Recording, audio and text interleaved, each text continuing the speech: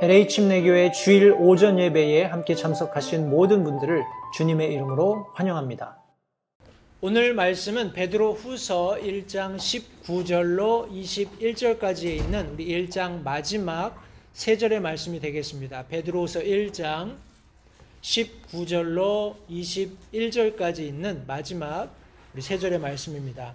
우리 서론 부분으로 사도 베드로가 자신의 두 번째 서신을 기록한 그런 내용들을 우리가 함께 다루고 있는데요. 오늘은 19절부터 21절까지 있는 3절의 말씀을 함께 나누도록 하겠습니다. 제가 하나님의 말씀을 받들어 읽겠습니다. 또 우리에게는 더 확실한 대언의 말씀도 있으니 날이 새어 샛별이 너희 마음속에 떠오를 때까지 너희가 어두운 곳에서 비치는 빛을 대하듯 이 말씀에 주의를 기울이는 것이 잘하는 것이니라. 먼저 이것을 알라. 성경 기록의 대언 중 어떤 것도 사적인 해석에서 나지 아니하였나니 대언은 옛적의 사람의 뜻으로 말미암아 나오지 아니하였고 오직 하나님의 거룩한 사람은 성령님께서 움직이시는 대로 말하였느니라. 오늘 우리가 읽었던 본문의 마지막 절 21절 말씀은 지난 수요일 우리가 성경 공부하면서 함께 우리 성경에 관한 말씀을 나눌 때 함께 나눴던 말씀이기도 합니다. 오늘 이 마지막 베드로 후서 1장에 있는 이 3절 말씀을 가지고 더 확실한 대언의 말씀 이런 제목으로 함께 말씀을 나누도록 하겠습니다. 말씀을 위해서 잠시 기도하겠습니다. 살아계신 아버지 하나님 감사합니다. 오늘 복된 주일 사랑하는 성도들을 한자리에 불러 모으셔서 다시 한번 하나님의 말씀으로 우리가 참 풍성하게 영의 양식을 공급받을 수 있도록 예비하신 이 복된 예배로 인해서 다시 한번 하나님께 감사를 드립니다. 하나님께서 우리를 이 땅에 두셨을 때에 참 유리방황하는 떠돌이나 고아와 같이 내버려 두지 않으시고 하나님께서 주님의 몸된 교회를 이 땅 가운데 세우시고 친히 머리 되신 예수 그리스도께서 이끌어 가시는 통치하시는 그런 작은 어떤 원리들을 이 교회 가운데서 경험할 수 있도록 선대해 주신 것을 다시 한번 감사드립니다.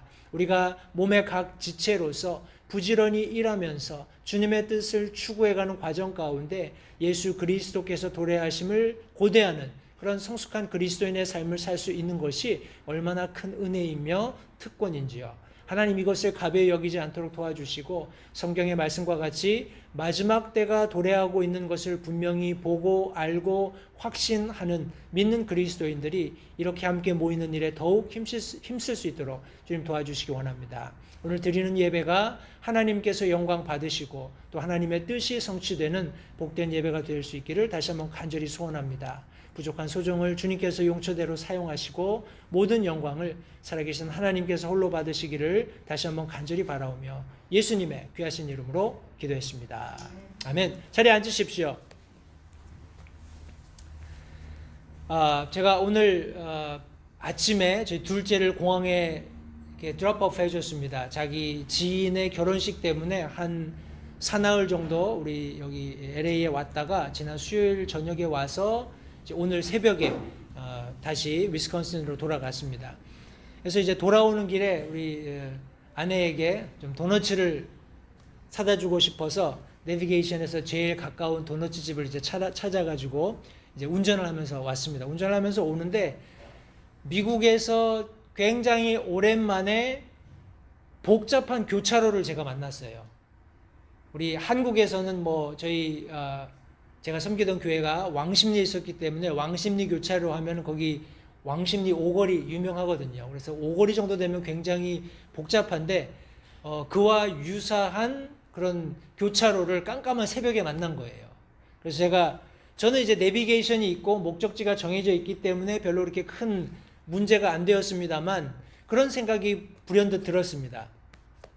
많은 이 세상의 사람들이 자신의 인생길이 탄탄대로라고 생각을 하고 목적지를 향해서 부지런히 달려가다가 아마도 이와 같은 교차로에 다다르지 않을까. 가령 그들에게 지금 내가 있는 것 같은 분명한 목적지, 내비게이션이 가르쳐주고 있는 길대로 따라가는 그런 내비게이션이 없다면 과연 어떤 결정을 내릴까? 무엇을 근거로 결정을 내리고 어떻게 자신들이 길을 선택할지를 결정할까 하는 그런 생각을 번뜩 해보게 되었습니다. 성도님들 가만히 한번 생각해 보십시오. 사람이 살아가는 데 있어서 진짜 중요한 게 뭘까요? 어떤 사람은 돈이라고 이야기할 수도 있을 겁니다. 어떤 사람은 명예라고 얘기할 수도 있을 거예요. 어떤 사람들은 fame, 자기가 어떤 유명인이 되는 것, 모든 사람들이 나를 바라봐 주는 것, 뭐 이런 것들을 추구하는 것이 그들의 궁극적인 삶의 목표 혹은 그들의 삶에서 가지는 어떤 중요성이 될 수도 있을 겁니다. 어떤 사람에게는 건강이 그런 대상이 될 수도 있을 것입니다. 우리가 어떻게 삶을 정의하고 또 무엇에 가치를 두느냐에 따라서 그 대답은 얼마든지 달라질 수 있습니다. 성도님, 제가 앞에서 설명드렸던 돈이며 명예며 건강이며 다양한 그런 사람들이 추구하는 그런 대상들에 대해서 어떤 사람들은 그것을 따라가는 사람이 있어요. 그리고 어떤 사람들은 그것을 만들어가는 사람이 있습니다.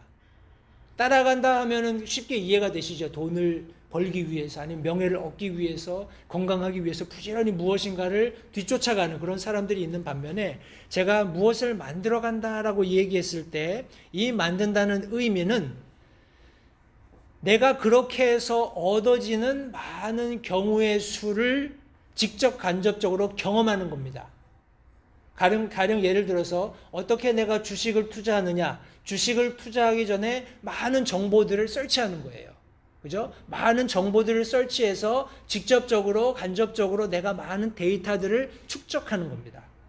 그래서 내가 가령 예를 들어서 뭐 지금 주식을 제가 이야기를 합니다만, 증권을 얘기합니다만, 주식을 투자했을 때에 그렇게 투자한 돈을 회수할 수 있는, 아니면 더 많은 돈을 벌어들일 수 있는 기회를 어떻게 보면 증가시키는 거죠. 그죠? 그런데 그것이 반드시 성공할 수 있을 것이라고 장담할 수 있는 사람은 이 세상에 아무도 없습니다. 그런데 개 중에 보면 이거를 확신하고 장담하는 사람들이 있어요. 이런 사람들 우리가 뭐라고 부르죠?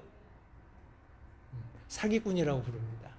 그런 사기꾼들의 농락에 놀아나서 많은 사람들이 자신의 재산들을 어떤 탕진하고 이렇게 하는 그런 그런 일들을 아마 심심찮게 여러분들이 경험을 하셨을 겁니다. 오늘 이 시간 우리 사랑하는 성도님들, 과연 나에게 있어서 진정한 가치는 무엇인가를 다시 한번 생각해 보시기 바라요. 과연 나는 오늘 무엇에 우선순위를 두고 살 것인가? 또 그렇게 살아가고 있는가? 과연 그것이 영원한 것인가? 혹은 이 세상에만 국한된 것인가? 내가 그것을 위해서 부지런히 일했을 때 정말 그것이 내게 어떤 가치 있는 결과를 가져다 줄 것인가? 아니면 모두 소멸될 것인가? 그것은 과연 나를 어디까지 인도해 줄 수 있을까를 찬찬히 한번 생각해 보시기 바라요. 제가 이 모든 이야기들을 성도님들께 말씀드리는 이유는 우리가 읽었던, 함께 공부했던 사도 베드로의 두 번째 서신 우리 서론 부분을 함께 살펴볼 때 적어도 사도 베드로는 자신의 이 서신의 서두에서 자신이 목표로 삼고 있는 것은 영원한 것이고 그것이 그리스도로 말미암은 것이고 그분 안에서 확신할 수 있는 것임을 계속해서 강조해주고 있기 때문에 그렇습니다. 성도님들, 사도 베드로가 처음부터 그랬을까요? 그거는 저는 개인적으로 아니라고 생각을 합니다. 왜냐하면 사도 베드로가 예수님을 따른 이후에 예수님께서 십자가에 달려 돌아가시고 나서 그가 했던 행동들을 볼 때 그렇지 않았다는 것을 알 수 있어요.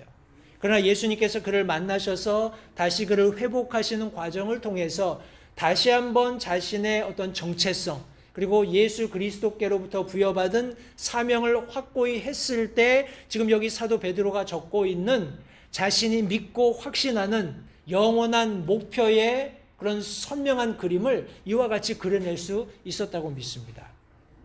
그러면서 사도 베드로가 특이하게 여기 우리가 지난 시간에 함께 나누었던 내용과 같이 자신의 경험, 개인적인 체험을 근거로 내가 말한 모든 것이 사실이며 분명하다는 것을 입증했습니다. 그런데 오늘 우리가 본문을 살펴보면 오늘 본문 말씀에 우리 19절에 더 확실한 대언의 말씀이 있다라고 말씀하고 있어요. 앞에서 설명했던 자신의 경험, 변화산에서 보았던 예수님의 분명하신 그런 하나님의 아들로서의 현현, 그리고 모세와 엘리야를 동반한 하나님의 놀라우신 임재, 이 모든 것을 자기가 스스로 체험했고 경험했음에도 불구하고 사도 베드로는 여기에 그것보다 더 확실한 대언의 말씀이 있다라고 지금 성경에 언급해 주고 있는 것입니다. 성도님들, 다시 한번 오늘 말씀으로 되돌아가셔서 과연 내가 살아가는 삶의 척도가 되는 그 가치가 무엇에 근거하고 있는지를 다시 한번 재점검해 보시기를 바랍니다. 우리 사도 베드로의 교훈을 따라서 우리가 함께 말씀을 나누면서 그것을 조금 더 깊이 있게 이해해 갈 수 있게 되기를 바라는데, 첫 번째 사도 베드로가 언급하고 있는 것은 경험보다 더 확실한 대언의 말씀이 있다는 겁니다. 다시요. 내가 경험한 것보다, 체험한 것보다 더 확실한 대언의 말씀이 있다는 거예요.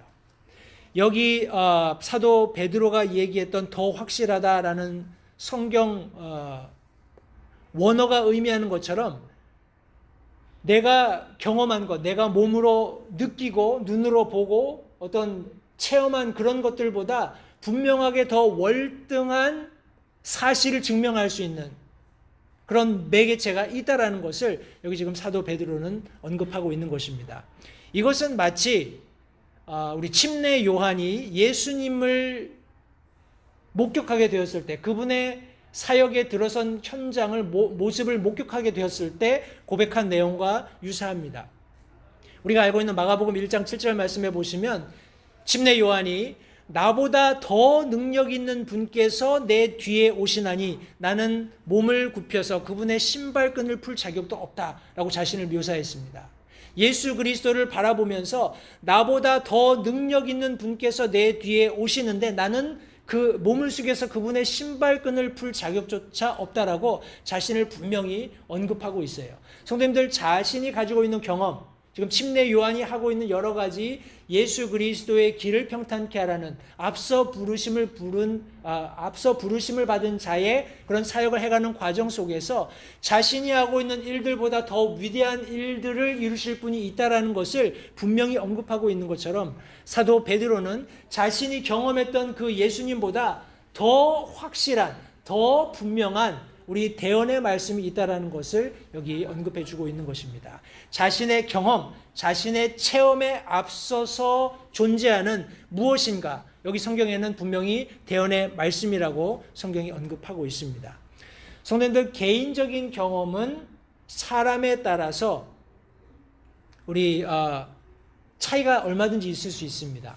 제가 광고 시간에 우리 유스 컨퍼런스 우리 아이들이 저희 교회에서 한 30명 간다고 말씀드렸는데, 우리 이제 여기 크리스찬 스쿨 아이들도 대다수 우리 하이스쿨에 있는 아이들은 참석을 합니다. 그래서 지난주에 제가 잠깐 앉아가지고 아이들하고 이야기하면서 우연찮게 이렇게 그 유스 컨퍼런스를 참석하면 식스 플래그스라는 데를 가요. 식스 플래그스라는 우리 뭐라고 하나요?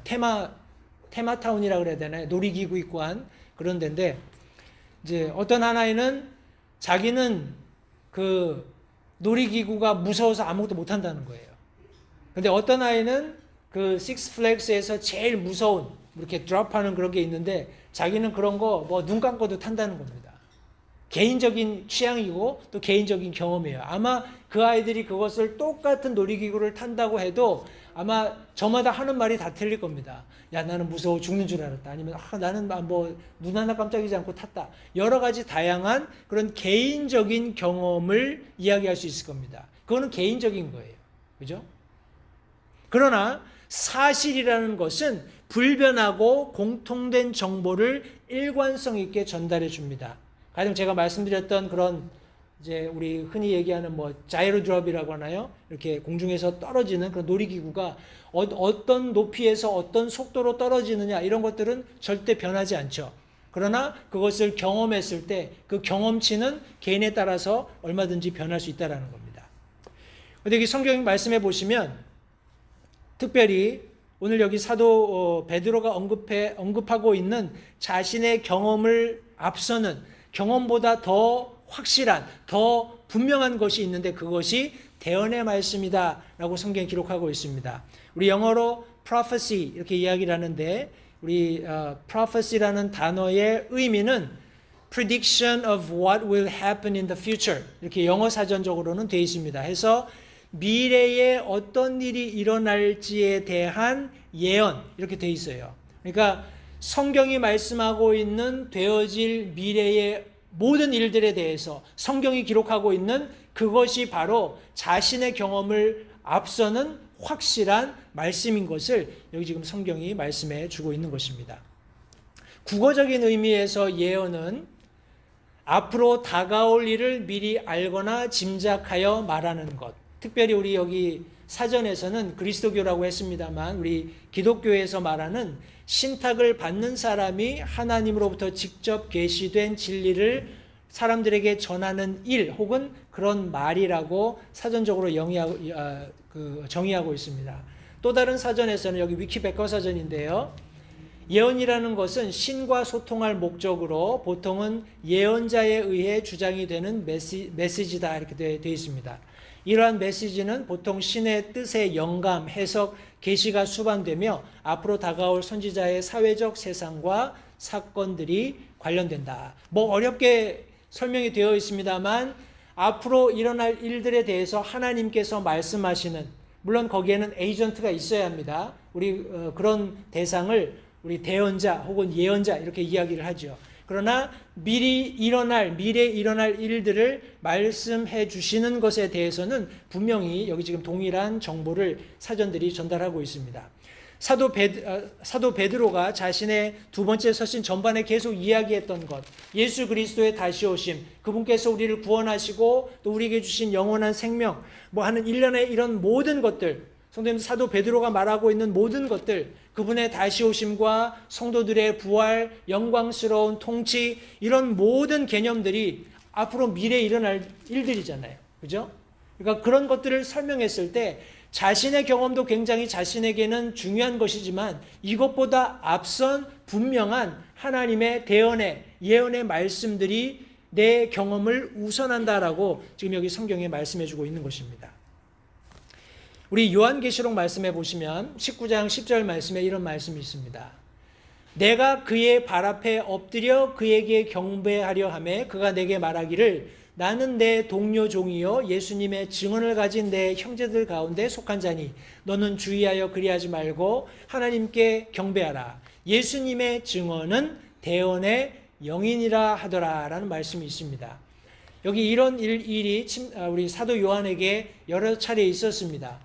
자신이 경배해야 할 대상으로 알고 엎드렸을 때 이런 말, 나는 내 동료 종이고 예수님의 증언을 가진 자들이고 내 형제들 가운데 속한 자들이기 때문에 내게 경배하지 말고 오직 살아계신 하나님께만 경배하라 하는 이런 내용의 장면들을 우리 여러 부분 요한계시록에서 확인해 볼 수 있습니다. 성도님들 보십시오. 어떤 경험이 중요한 것이 아니라 이 요한계시록 말씀에서도 예수님의 증언에 대해서 분명히 언급을 하면서 이것이 곧 대언의 영이다라고 말씀해 주고 있어요. 이것은 우리가 좀 요약해 본다면 예수님의 증언, 우리 영어 성경에서는 testimony of Jesus라고 되어 있습니다. 예수 그리스도의 증언 혹은 예수 그리스도의 어떤 뭐라고 할까요? 기록 이런 것들, 이것을 저와 여러분들이 가지고 있다는 겁니다. 성도님 다시 한번 생각해 보십시오. 우리가 예수 그리스도의 종이고 우리가 예수님의 증언을 가지고 있고 우리가 성도로서의 우리 여기 성경이 말씀하고 있는 형제들 가운데 하나로서 이 세상을 살아간다면 저와 여러분들에게는 예수 그리스도의 증언이 있어야 합니다. 한번 생각해 보세요. 저와 여러분들에게 예수 그리스도의 증언이 있습니까? Testimony of Jesus. 예수님에 대한 증언을 우리가 가지고 있나요? 그런데 여기 예수님의 증언이 곧 뭐라고 말씀하고 있죠? 대언의 영, Spirit of, 여기 prophecy 이렇게 되어 있습니다. The Spirit of prophecy, 대언의 영 혹은 예언의 영. 그렇다고 해서 우리가 뭐 막 예언을 해야 된다든지 대언을 해야 된다든지 이런 의미로 생각하시는 것은 오류입니다. 왜냐하면 우리 요한복음 16장 13절 말씀해 보시면 여기 예수님께서 성령 하나님을 여기 말씀하실 때 그러나 그분 곧 진리의 영께서 오시면 너희를 모든 진리 가운데로 인도하시리니 그분은 스스로 말씀하지 아니하시고 무엇이든지 자기가 들을 것만을 말씀하시며 앞으로 일어날 일들을 너희에게 보이시리라 라고 말씀하셨습니다. 성령 하나님의 여러 가지 사역 가운데 두드러지고 독특한 예수님께서 분명히 언급하셨던 사역 중에 하나가 무엇이냐 하면 성령께서 우리가 예수님께로부터 들은 모든 말씀을 기억나게 하고 앞으로 일어날 일들에 대해서 우리에게 가르치시는, 보이시는 그런 사역을 하실 것이라고 말씀해 주셨어요. 성도님들, 저와 여러분들이 예수님의 증언을 가지고 있다라고 얘기했을 때 예수 그리스도께서 누구신지 다른 사람들에게 전해줄 수 있는, 그분께서 이루신 일이 무엇인가를 설명할 수 있고 증거할 수 있고 선포할 수 있고 기록된 것을 드러내 보여줄 수 있는 근거는 우리에게 그와 같은 영이 함께 하시기 때문에 그런 겁니다. 성도님들, 저와 여러분들이 믿음 생활을 하다 보면 여러 가지 개인적인 경험을 할 수 있습니다. 이런저런 소위 말하는 신앙 체험을 할 수 있어요. 그러나 그것이 여기 지금 대언의 말씀, 하나님의 영감으로 주신 성경 말씀보다 앞설 수 없음을 다시 한번 기억하시기 바라요. 성령 하나님께서 우리 가운데 계시면서 우리에게 기대하시는, 하나님께서 그런 모든 역사들을 이루시고 나서 내주하시는 성령을 통해서 우리가 경험하기를 바라시는 가장 큰 어떤 경험이 있다면 하나님의 말씀을 말씀 그대로 받아들이고 그 말씀 가운데 살아가는 겁니다. 우리가 어떤 체험하는 게 아니에요. 어떤 경험하는 게 아닙니다. 하나님의 말씀이 진리이며 그 진리가 우리를 자유롭게 할 수 있다라는, 그 진리가 우리를 정결하게 할 수 있다라는 그 분명한 사실을 믿고 그 말씀을 내 삶에 적용해서 내가 그런 삶을 삶으로써 이 하나님의 말씀이 진리라는 것을 증명하는 그런 삶을 저와 여러분들이 살기 원하신다는 것을 성도님들 기억하시기 바랍니다. 사도 베드로도 자신이 경험한, 많은 그리스도인들조차도 그런 경험을 한번 해봤으면 좋겠다라고 생각하는 그런 경험을, 체험을 뒤로하고 그것보다 더 확실한 대언의 말씀, 우리 미래에 대해서 하나님께서 기록하셨고 그것이 성취되었고 성취될 것인 바로 이 하나님의 말씀이 더 중요하고 확실한 근거가 된다는 것을 베드로가 말했고 우리가 그와 같은 믿음을 가지고 하나님의 말씀을 대해야 한다는 사실을 성도님들 기억하시기 바랍니다. 경험보다 더 확실한 대언의 말씀, 더 나아가서 사도 베드로는 우리에게 어떻게 말씀을 대해야 하는가 하는 태도를 두 가지 정도 가르쳐 주고 있습니다. 우리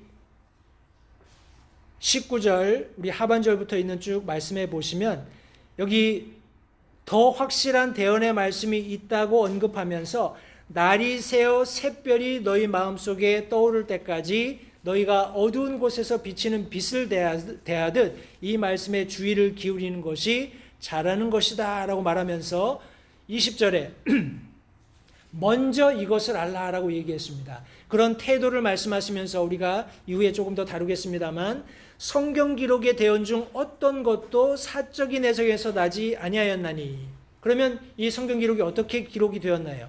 21절에 이 대언은, 이 예언의 말씀은 옛적의 사람의 뜻으로 말미암아 나오지 아니하였고 오직 하나님의 거룩한 사람들은 성령님께서 움직이시는 대로 말하였다라고 기록하고 있습니다. 성도님들, 하나님의 특별의 말씀, 이 말씀에 사도 베드로는 주의를 기울일 것을 당부하고 있습니다. 여기 주의를 기울이라 라고 이야기했을 때 이것은 내 마음을 단단히 동여매는 그와 같은 일을 합니다. 물론 집중하는 그런 의미도 있겠고요. 그리고 자기 자신을 그 말씀에 적용하는 것까지 포함해서 주의를 기울인다라는 그런 말을 여기 지금 사도 베드로가 해주고 있습니다. 성도님들, 그런데 우리가 한 가지 간과하지 말아야 할 것은 말씀을 전달하는 사람과 그 말씀이 분리되지 않는다라는 겁니다. 다시 한번요. 왜 제가 이 말씀을 드리냐면 소위 우리 오늘날 이야기하는 우리 인플루엔서 뭐 이렇게 이야기하잖아요. 사람들에게 영향력을 끼치는 사람들의 대다수가 뭐 모두 그런 것은 아니겠습니다만 자신이 말한 것과 행동이 일치하지 않아요. 그런데 하나님의 말씀은 하나님께서 하신 말씀과 그것을 전달했던, 하나님께서 이렇게 하시겠다라고 말씀하셨을 때, 예언하시거나 대언하셨을 때 이것을 사람들에게 가져왔던 그 사람이 이 말씀과 대치되지 않는다라는 겁니다. 항상 그 말씀대로 순종했고 그 말씀에 부합한 삶을 살았던 것입니다.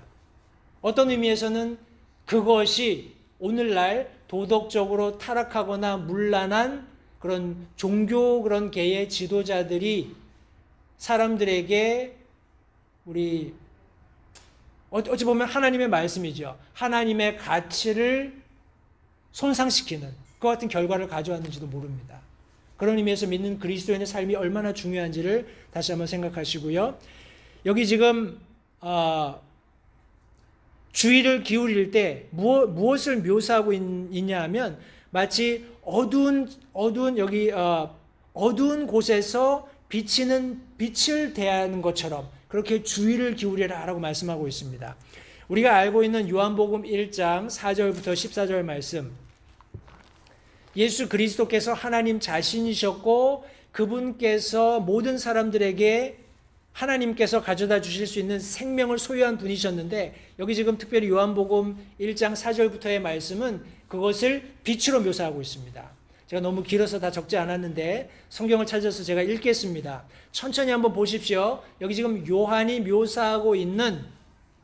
사도 요한이 묘사하고 있는 예수 그리스도와 그분께서 오신 이 땅에 살고 있는 사람들의 그런 관계입니다.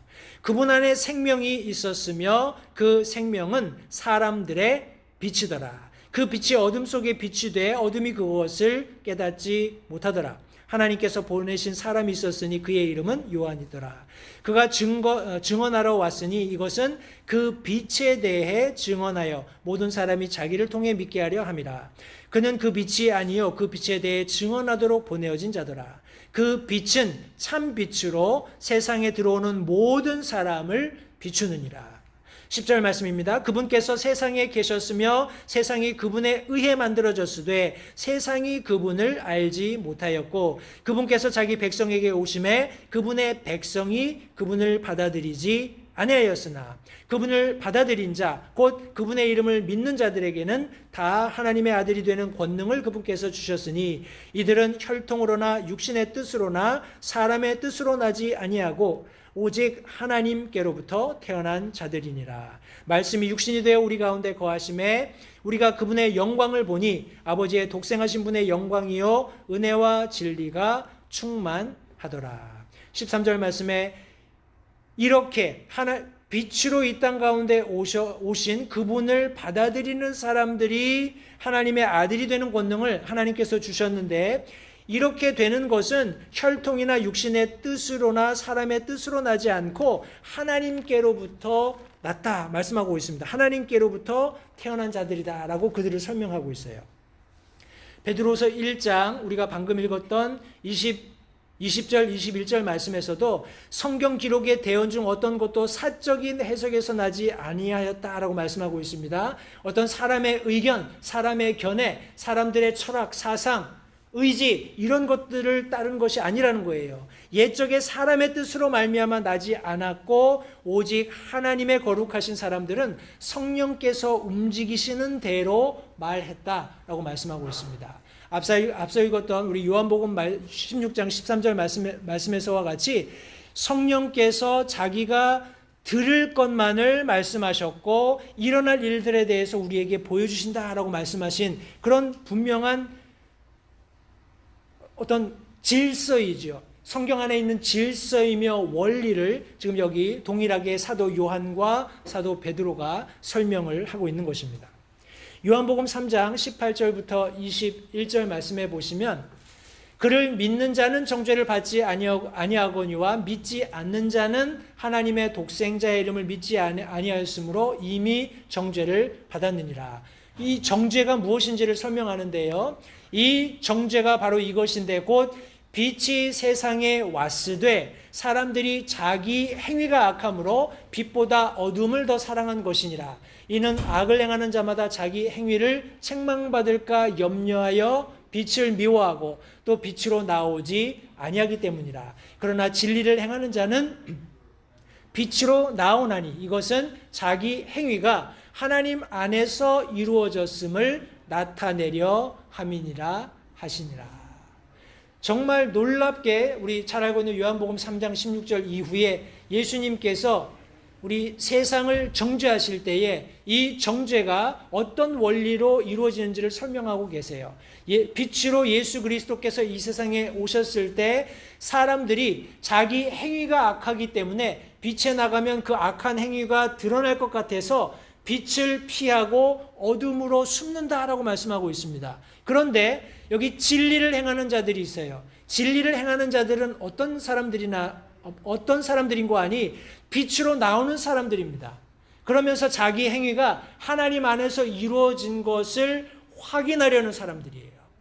성도님들, 여기 지금 사도 베드로는 어떤 의미에서 지금 여기 고난받고 있는 성도들이 하나님의 말씀을 대면하는 그런 행동들을 칭찬하고 있습니다. 우리 영어 성경에 보시면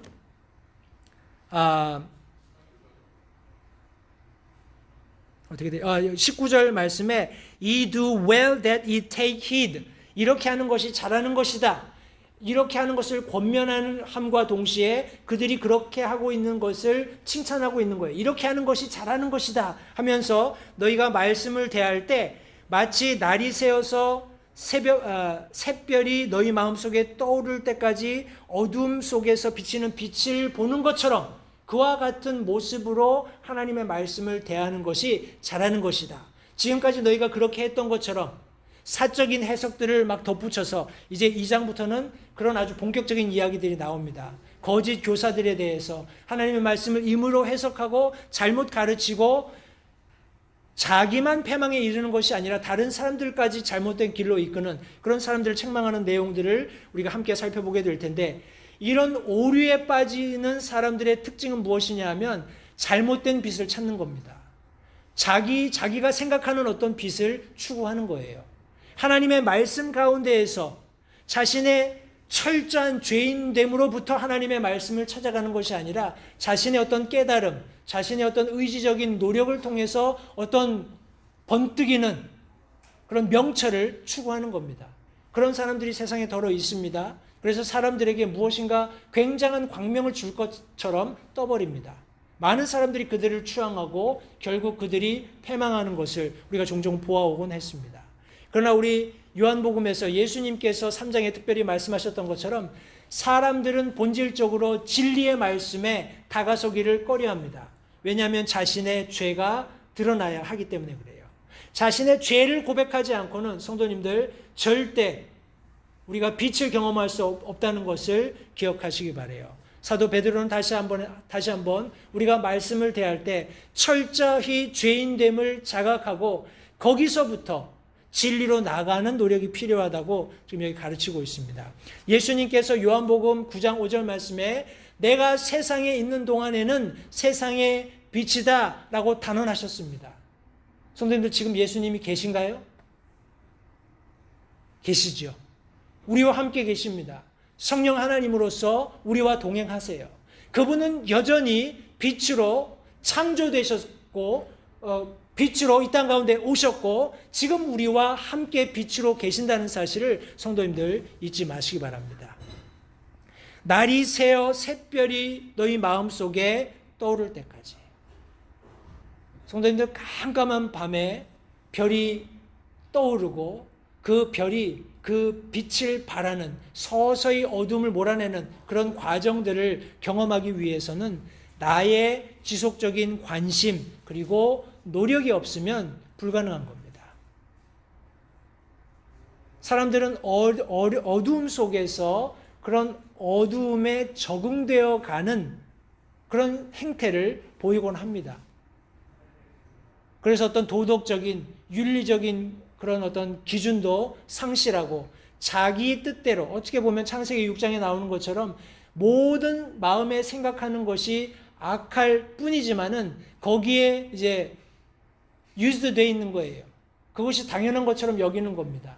그러면서 어떤 껍데기는 도덕적인 규칙도 있고 규율도 있고 하지만 그것들을 조금씩 어겨가면서 자신의 그런 어떤 삶의 기반을 구축해 가는 거예요. 그러나 절대 성경은 저와 여러분들, 특별히 예수 그리스도를 개인의 구주로 알고 예수 그리스도로 말미암아 빛을 받고 그런 빛 가운데 살고자 노력하는 사람들의 삶 속에서는 그런 모습이 보여서는 안 된다는 것을 분명히 언급하고 있습니다. 도리어 저와 여러분들에게 성경은 말씀합니다. 일어나라, 빛을 발하라. 내 빛이 이르렀고 주의 영광이 일어나 내 위에 임하였느니라. 보라, 어둠이 땅을 덮으며 짙은 어둠이 백성들을 덮으려니와 오직 주께서 일어나사 내 위에 임하시고 그분의 영광이 내 위에 나타나리니. 성도님들, 저와 여러분들은 예수님께서 부탁하신 것처럼 이 땅에서 빛으로 소금으로 제 직분을 잘 감당하면서 살아가야 한다는 사실을 절대 잊지 마시기 바랍니다. 그것이 바른 말씀을 대하는 태도예요. 내가 말씀을 많이 아는 것, 해박한 지식을 가지고 있는 것, 성경에 탁월한 어떤 분석력이라든지 이해력을 가지고 있는 것, 성도님들, 그것이 우리가 그리스도인 되게 하는 것이 아니라는 사실을 잊지 마시기 바랍니다. 내가 단 한 절의 하나님의 말씀을 정확히 알고 있을지언정 그 말씀대로 살아가는 삶을 살고 있다면 그것으로 족합니다. 하나님이 우리에게 더 큰 것을 요구하지 않으세요. 그러나 바라기는 우리가 하나님의 말씀을 더 깊이 있게 알아가면 알아갈수록 성도님들, 우리의 삶이 예수 그리스도와 같이 변화되는 삶을 우리 모두가 살 수 있게 되기를 간절히 바람하지 않습니다. 때문에 우리가 우리 수요일날 함께 성경 공부도 하는 것이고요.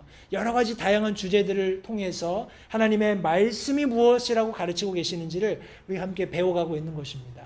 우리의 삶의 모든 영역이 예수 그리스도처럼 변화되어 가는 것, 그것이 궁극적인 저와 여러분들이 하나님의 말씀을 대하는 태도가 되어야 한다는 사실을 성도님들 잊지 마시기 바랍니다.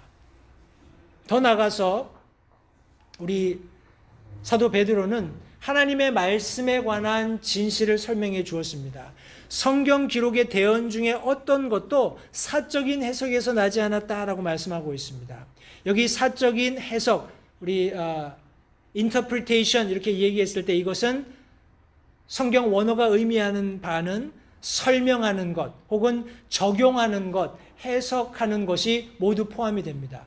하나님의 말씀을 어떻게 설명할 것인가, 어떻게 적용할 것인가, 그리고 어떻게 우리가 해석할 것인가, 이 모든 것들이 성도님들 사람들의 지식에 의존하지 않는다는 것을 잊지 마시기 바라요. 제가 지난 주간에 우리 동정녀 마리아 탄생과 관련된 어떤 짧은 다른 신학교에서 교수님 좀 되시는 것 같아요. 그분이 이렇게 채플 시간에 강의하시는 내용을 들으면서 그냥 실소를 했던 이유가 우리 마리아의 동정녀 우리 사건이 유일한 그 동정녀 사건이 아니다 하면서 여러 가지 그런 설들, 사람들이 이야기하는 성경 안에서 이런 사건이 있었고 뭐 이런 여기서 얘기하는 버진이라는 의미는 뭐 이런 의미고 하면 하면서 여러 가지 이야기들 하는 그런 이야기를 들으면서 야, 참 저 사람들처럼 믿으면 예수님 믿기 참 어렵겠다. 신앙생활하기 참 힘들겠다. 그런 생각을 했습니다. 그런데 그게 오늘날 소위 말하는 사람들이 가지고 있는 하나님의 말씀을 바라보는 견해입니다. 잘못되었을 수 있다라는 전제하에, 그것이 사실이 아닐 수도 있다라는 전제하에 하나님의 말씀을 인위적으로 해석하고 인위적인 성경이 말씀하고 있는 것보다 스스로는 더 탁월하다고 생각하는 해설들을 갖다 붙이면서 이제 자신의 명성을 얻는 거죠. 성도님들, 그러나 성경은 분명히 성경의 기록 중에 기록된 모든 대언의 말씀들, 마리아의 동정녀 사건도 성경이 기록될 당시에는 미래에 일어날 일이었잖아요. 그것을 하나님께서 분명히 말씀하셨고 그 일이 그렇게 분명히 성취가 되었습니다. 완성된 하나님의 말씀임에도 불구하고 사람들은 그것을 그렇게 보지 않아요. 그것을 달리 해석합니다. 달리 적용합니다. 달리 설명합니다. 성도님들, 이것은 사람의 뜻으로 말미암지 않았음을 다시 한번 기억하시기 바랍니다. 우리가 성경의 보전, 그런 어떤 그런 것을 이야기할 때 시편 12편 6절 7절 말씀을 많이 인용합니다. 말씀해 보시면 주의 말씀들은, 여기 주의 말씀들이라고 하면 성경 전체를 의미합니다. 이 말씀들은 순수한 말씀들이다. 퓨어한 말씀들이다. 하면서 이것을 어디에 비유하고 있냐면 은을 정제하는 과정에 설명을 합니다. 흙 도가니에서 정제하여 7번 순수하게 만든 은 같도다. 오 주여, 주께서 그것들을 지키시며 주께서 그것들을 이 세대로부터 영원히 보존하시리이다. 성도님들, 우리 실버스미스, 우리 은 세공하는 사람들이 은을 정제하잖아요. 그죠? 은을 정제하기 위해서 이제 풀무에다가 부지런히 이 은을 용광로에 집어넣어서 이제 불순물들을 이제 제거합니다. 그런데 어떻게 은 세공업자들이 이제 이 은이 아주 깨끗한 은이 되었다라고 알 수 있을까요? 얼마나 이 은을 풀무불에다 집어넣었다 뺐다 해. 여기는 7번이라고 완전한 숫자를 설명하고 있는데 과연 얼마나 이 은을 정제해야 정말 깨끗한 순수한 은을 얻었다고 이 은 세공업자가 스스로 판단을 할까요? 우리 기록에 의하면 은 세공업자가 계속해서 은을 이렇게 풀무불에다 집어넣었다 뺐다 하잖아요. 그러다가 어느 순간에 자기 모습이 그 은 액체에 비춰서 보이는 거예요. 그러면 스스로 이제 은이 깨끗하게 정제가 됐구나, 이렇게 생각을 한답니다. 성도님들, 굉장히 놀랍지 않으세요? 하나님의 말씀은 순수한 말씀이기 때문에 우리가 그 말씀을 가만히 들여다보면 거기에 내 모습이 비치는 거예요. 내 모습을 발견하는 겁니다.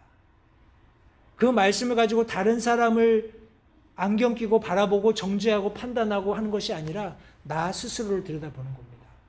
그런 모습으로 하나님의 말씀을 대할 때 성도님들, 그 말씀이 내 삶을 변화시키는 겁니다. 그 말씀이 비로소 나를 새로운 인격으로 형성해 가시는 거예요. 그 말씀에 비추었을 때 내가 더러운 죄인이라는 것을 알게 된 거잖아요. 그죠? 그 죄인의 모습으로 나갈 수 없기 때문에 예수 그리스도께서 나를 대신해서 대속의 보혈을 흘려주신 분명한 사실을 믿고 확신하면서 하나님께 나갔을 때 하나님의 아들들이 되는 놀라운 권능을 하나님께로 부여받은 겁니다. 그런 삶을 성도님들 살아갈 때 그냥 그것으로 끝나는 것이 아니라 우리가 예수 그리스도의 형상이 내 안에 완성되기까지, 그 일을 시작하신 분이 하나님이시잖아요. 그죠? 그 일이 완성될 때까지 그 일을 결코 멈추시지 않을 것을 성경은 분명히 말씀하고 있습니다. 시작하신 분이 그것을 끝내시는 겁니다. 그러기 위해 성도님들, 저와 여러분들의 삶은 하나님의 손에 있어야 합니다. 다시 한번 성도님들, 하나님의 말씀을 대하는 태도, 과연 저와 여러분들은 어떤 태도로 하나님의 말씀을 대하고 있는지 한번 생각해 보시기 바랍니다. 이 말씀은 사람의 뜻이 아니라 하나님의 완전하신, 여기 지금 그분께서 지키시고 그분께서 보존하시는 놀라운 섭리로 저와 여러분들에게 주어졌다는 것을 잊지 마시기 바라요. 하나님의 사람에 의해서 하나님의 선택하신 사람들에 의해서 하나님의 성령께서 움직이시는 대로 그들이 기록한 이 놀라운 성경을 성도님들 귀히 여기시기 바랍니다. 저희가 지난 수요일 날 성경 공부하면서 성경 공부 교재에서 성경이 40여 명의 저자들에 의해서 1600년 정도의 기간에 걸쳐서 기록이 되었다라고 말씀을 우리가 함께 나누었습니다. 성도님들 한번 생각해 보십시오. 이렇게 많은 저자가 공동 집필을 하고 이런 오랜 시간을, 그러니까 어떤 저자들은 서로 누가 누군지 얼굴도 모를 거 아니에요. 그죠? 어떤 교류할 그런 상황도 안 됐을 겁니다. 내가 어디까지 썼다, 네가 다음을 써라. 아니면 이 사람이 이 사람 글을 읽어보고 나는 다음에 이걸 써야지. 이런 식의 책이 아니라는 말씀입니다. 하나님께서 섭리하시고 하나님께서 컨덕트하신, 하나님의 성령께서 선별하신 그 사람들이 하나님의 영감에 의해서, 인스피레이션에 의해서 그들이 성경을 기록했기 때문에 이 성경 말씀이 저와 여러분들이 아무렇게나 대해서는 안 되는 책이라는 것을 분명히 언급해 주고 있는 것입니다. 성도님들, 오늘 사도 베드로는 두 가지 사실을 저와 여러분들에게 말씀해 주었습니다. 더 확실한, 내 경험에 앞서는, 내 체험에 앞서는 확실한 대언의 말씀이 있다.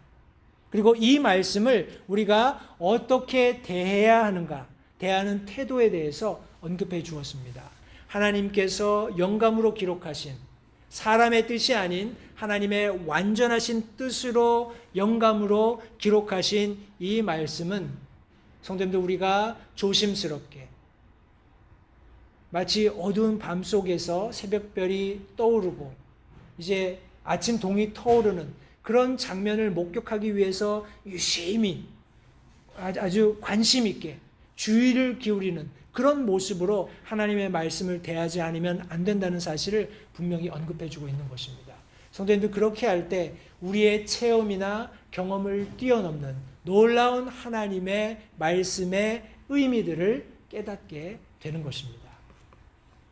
저도 때때로 이제 여러 사람들이 보내주는 그런 비디오 클립들을 보고 이거 정말 그럴 수도 있겠다 그런 생각을 하곤 했어요. 그런데 가만히 이렇게 되돌아보건대 그렇게 말을 했던 사람들, 이제 시간이 지났으니까 그 사람들이 했던 이야기들은 어떻게 보면 프리딕션으로, 예언으로서의 가치를 상실한 거잖아요. 왜냐하면 이미 그 시간이 지나가고 있기 때문에. 뭐 우크라이나에 대해서도, 사건에 대해서도, 또 여러 가지 팬데믹 사건에 대해서도 다양한 의견들을 막 이야기합니다. 이야기를 하는데 지나놓고 보니까 이 사람들이 했던 이야기들이 별로 그렇게 썩 맞아떨어지지 않고 어디서 저런 생각을 하게 됐을까 하는 그런 생각을 제가 하는 그런 과정들이 있었습니다. 성도님들, 우리가 하나님의 말씀을 주의 깊게 살피면서 과연 하나님께서 말씀하신 의도가 무엇인가? 하나님께서 지금 하고 계신 일이 무엇인가? 그런 궁금증을 가지고 정말 그것을 내가 알아야 할 당위성이 있다면 하나님께서 그것을 말씀해 주실 겁니다. 하나님의 성령의 도우심으로 이 말씀을 기록하셨던 그 저자께서 우리에게 보실 것을 말씀해 주실 것이고 가르쳐 주실 거예요. 그렇지 않은 것들에 대해서 성도님들 너무 조바심 내지 마시기 바라요. 다른 사람들 다 아는데 나는 바보 같아. 왜 바보가 돼도 괜찮습니다. 우리가 알고 있는 것만큼 성장하면 될 뿐이에요. 우리가 한 가지 믿고 확실하고 다른 사람들이 잘 모르는 거, 알고 있는 것이 있다면 예수님께서 분명히 말씀하신 대로 다시 오실 것이고 저와 여러분들을 위한 하늘의 처소가 예비되어 있다는 거, 이거 분명히 알고 계시잖아요. 그죠? 그거면 충분하다고 저는 개인적으로 생각을 합니다. 그런 믿음을 가지시고 세상에서 일어나고 있는 여러 가지 일들, 성도님들, 우리가 기도해야 할 일들이 너무 많습니다. 우리가 전혀 상상해보지 못했고 경험해보지 못했던 무슨 뭐 정치 구호 같은데 그런 지금 시대를 우리가 살고 있어요. 그죠? 우리가 무슨 전쟁이 일어날 거라는 상상을 어떻게 했습니까? 근데 실제적으로 그런 마치 성경 우리 구약 말씀을 읽을 때 느끼는 것처럼 사탄이 마음을 격동하고 해서 그런 위정자들, 그런 군사력을 동원할 수 있는 그런 위치에 있는 사람들이 임으로 지금 뭐 어떤 목적에서 그런 일들을 하고는 있겠습니다만 마지막 때가 도래하고 있음을 하나님께서는 다시 한번 믿는 성도들에게 경고해 주고 계시다고 믿습니다. 이 시대를 보면서 성도님들 다시 한번 우리 스스로 나는 지금 어디에 있고 지금 나는 어디를 향해 가고 있는지 하나님의 말씀을 가지고 그 척도를 삼으시기 바라요.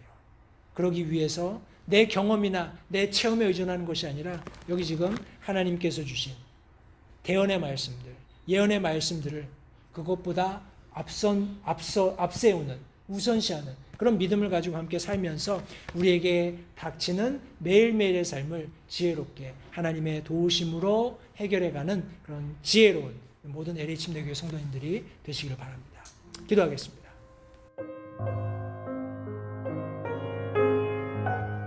잠시 들으신 말씀에 따라 결단하는 시간을 가지시기 바랍니다. 하나님께서 무엇을 말씀하시든지 따르기로 결단하십시오. 하나님께서는 순종하는 자들을 존중하십니다. 아직 예수님을 개인의 구주로 영접하신 사실이 없으시다면 자신이 죄인됨을 인정하며 하나님께 나오는 자들을 하나님께서 받아주신다는 확실한 말씀에 근거하여 다음과 같이 기도하십시오. 하나님, 나는 죄인입니다. 나는 내 죄로 인해 죽을 수밖에 없음을 압니다. 그러나 예수님께서 내 죄를 위해 십자가에서 피 흘려 죽으시고 사흘 만에 다시 살아나셔서 내 죄값을 모두 지불하셨고 내게 새로운 생명을 약속하셨음을 믿습니다. 지금 이 순간 예수님을 내 마음에 모셔드립니다. 내 마음에 오셔서 나의 주와 그리스도가 되어주십시오. 예수님 이름으로 기도했습니다. 다음과 같이 기도하셨다면 여러분은 성경 말씀대로 구원을 받으셨습니다. 계속해서 주 안에서 함께 자라가는 복된 교제가 있기를 간절히 바랍니다.